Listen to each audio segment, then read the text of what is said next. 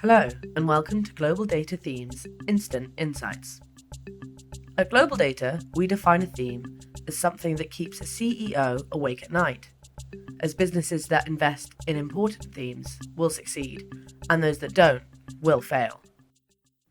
Hello, and welcome to Instant Insights. I'm Emma Taylor, and today I will be talking to thematic analysts Francesca Gregory, the author of our recent Thematic Intelligence Demographics Report, and Daniel Clarke, author of the China Tech Report. We'll have a discussion following the news that the Chinese population has declined for the first time since 1961. Hi, both of you. Thank you so much for joining me. Hi, Emma. Thanks for having me on. Hi, Emma. Great to be here.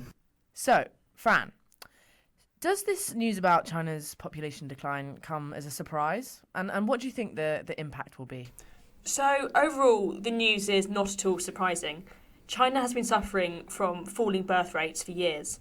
According to the World Bank, fertility rates dropped below the replacement level of 2.1 in 1991 and have yet to recover.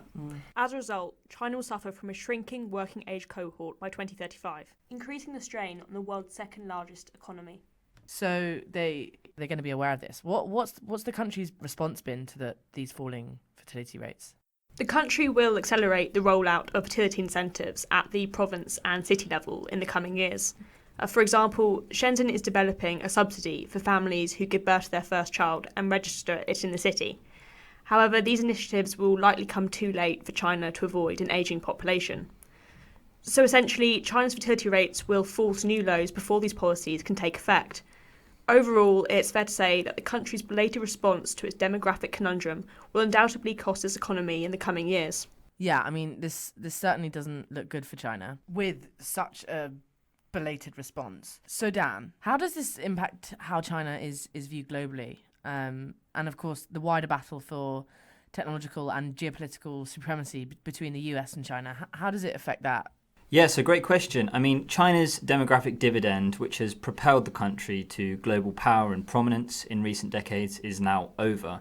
The Chinese Communist Party has failed in its attempts to prevent this crisis, and in doing so has further weakened its reputation for competence both domestically and internationally.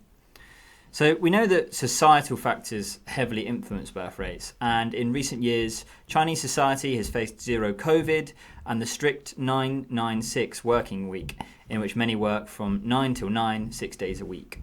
These policies have stifled the impact of other policies designed to increase the birth rate, and China's youth is often overworked, economically constrained, and therefore less interested in having children.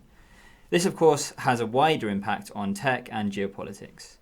So for China, you would have a higher proportion of dependents, that be retirees and children, which requires an increased tax rate and, of course, a lower proportion of taxpayers.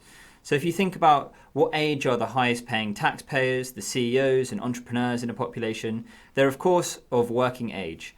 So this will inevitably suffocate China's productivity and innovation.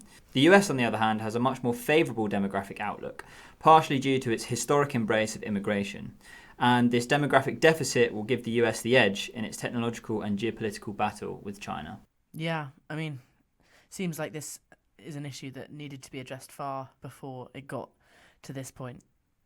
Anyway, thank you, Dan and Fran, for those instant insights. Thanks for listening, and from us in Thematic Intelligence, see you next time.